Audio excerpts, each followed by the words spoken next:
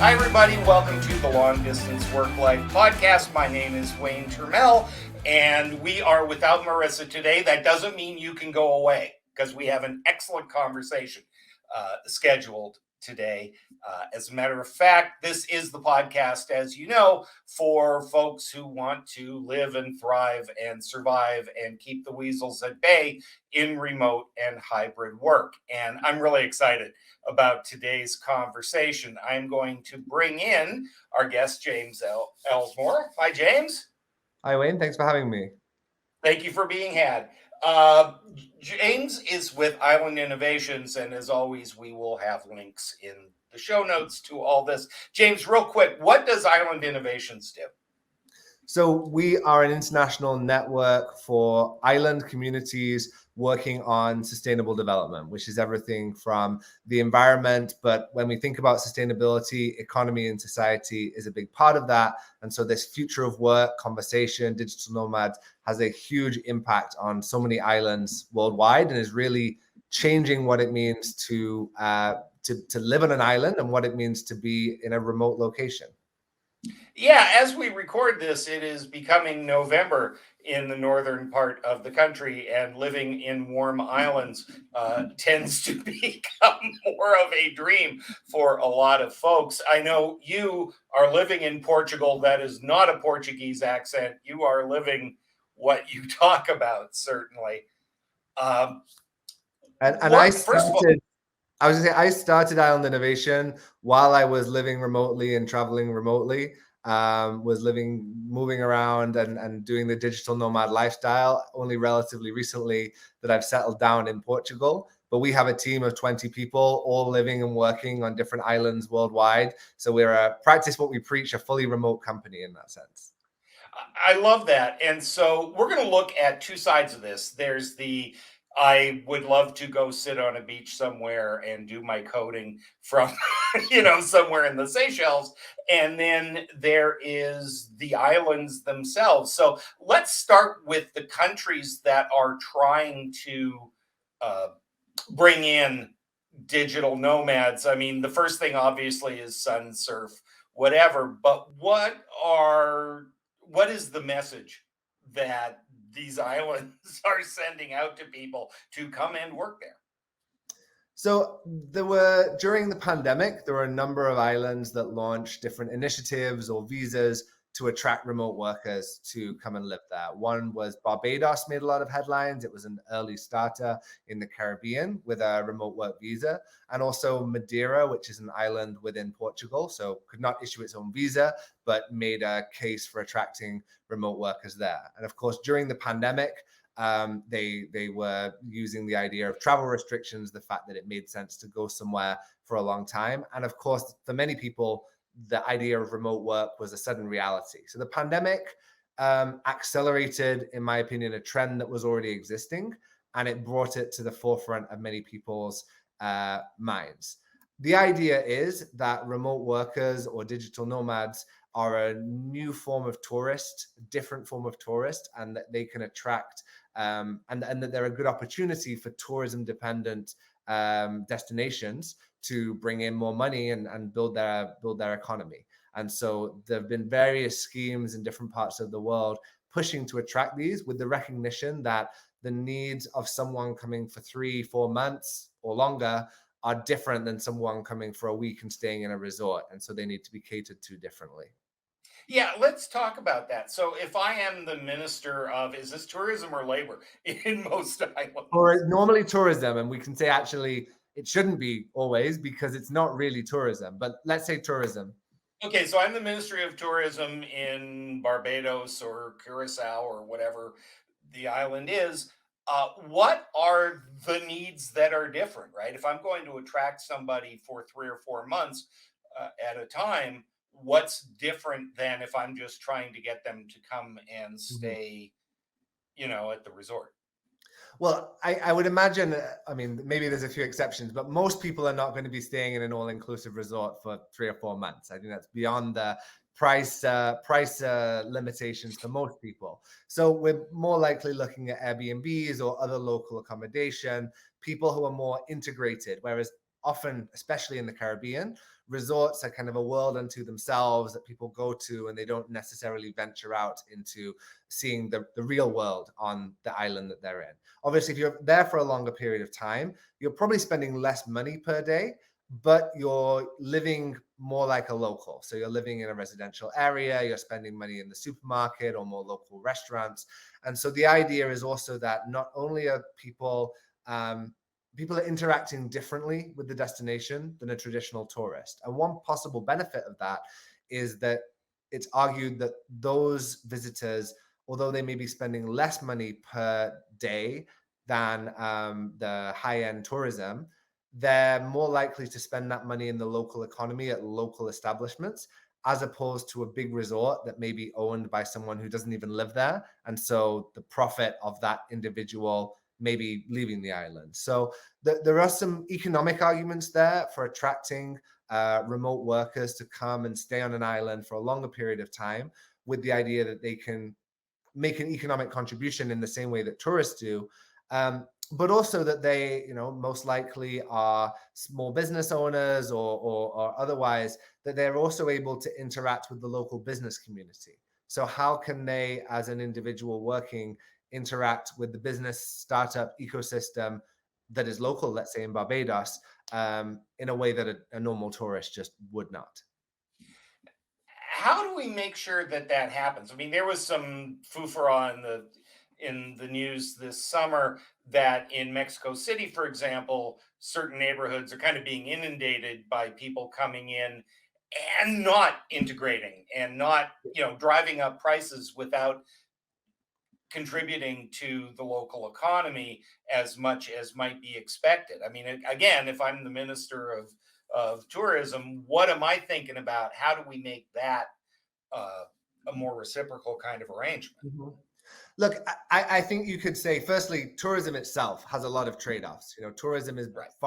far from being a perfect industry. There are a lot of well-known disadvantages that come with large-scale tourism. And so tourism is always seen as something where the negative impacts have to be managed. And I would say exactly the same way that remote workers as an industry needs to be well managed, because one of the obvious, as you just mentioned, one of the obvious potential impacts is that on housing. And so talking about Portugal, there's been a lot of concern about how remote workers have been driving up prices in Portugal, but specifically concentrated in relatively small areas of the country. These are not spread all over the country. So the center of Lisbon, Porto, the big cities have attracted people. What the government here in Lisbon has done is actually put a moratorium on new Airbnbs, because so many people, so many apartments were being converted into Airbnbs, that it was becoming a problem for locals to rent houses. So that's a good example of strategy for managing this kind of income.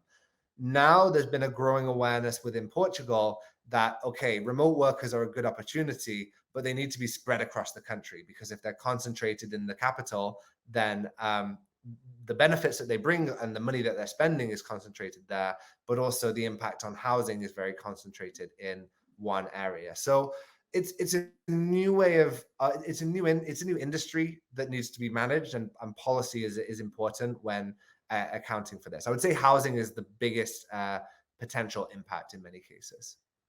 Now, we were talking off screen. There are, at last time I counted, somewhere between 45 and 50 countries that are creating visas, Mhm, actual work visas for people who want to come and work there, either mhm. for a few months at a time or a year, whatever.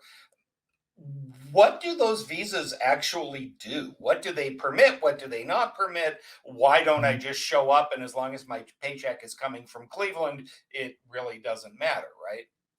So those visas are interesting. I think it's worth saying firstly that obviously to issue a visa, you need to be a country. So I mentioned Madeira before, which is part of Portugal. Madeira does not have the power to issue a visa as it's part of Portugal. They need to wait for the state to do that. So they went ahead and initiated a digital nomad program, which was primarily around information, making sure that people who were coming understood what was available, co-working spaces, housing opportunities.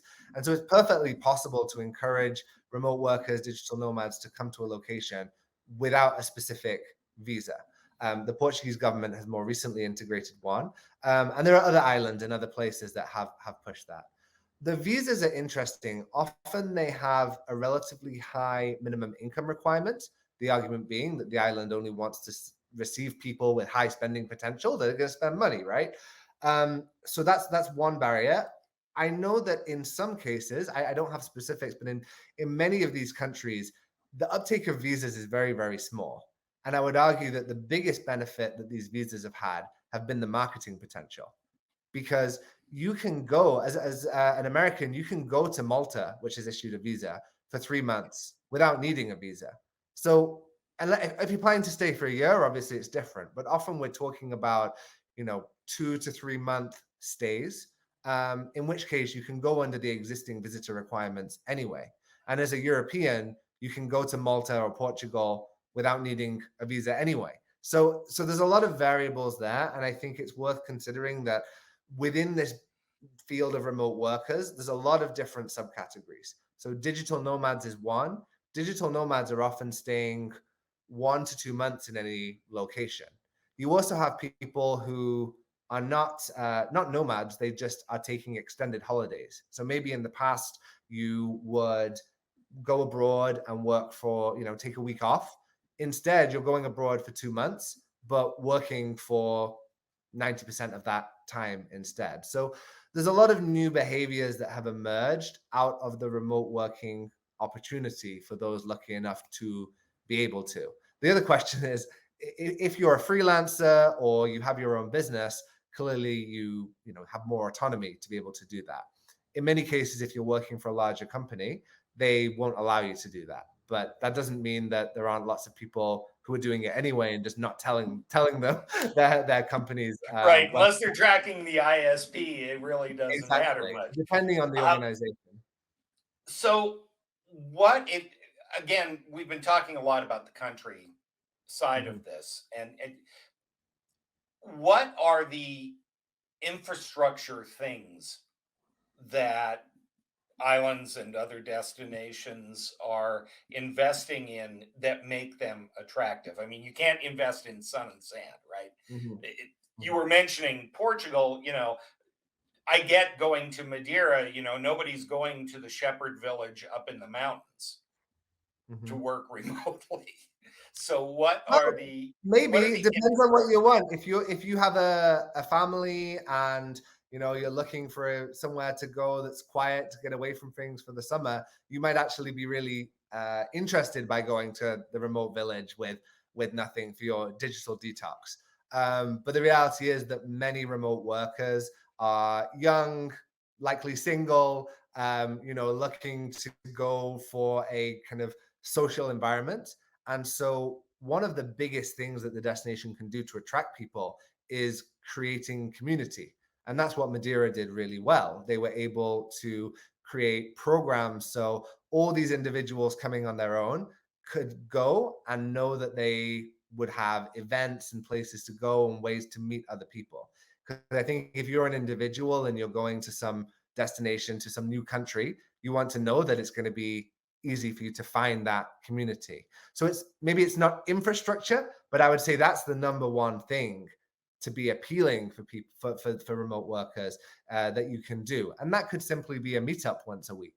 It could be, I guess, related to this is co-working spaces, which in themselves can provide community, but providing a space that people actually have to go and work from the office because maybe the accommodation doesn't always have a good place to work and people want that kind of environment. So co-working spaces are important.